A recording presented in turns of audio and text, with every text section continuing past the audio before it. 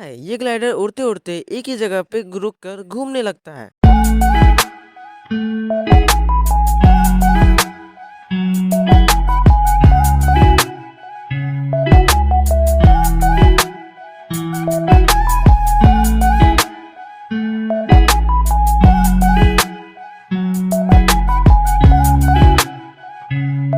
देख लिया ना, अब चलो इसे बनाना भी सीखते हैं।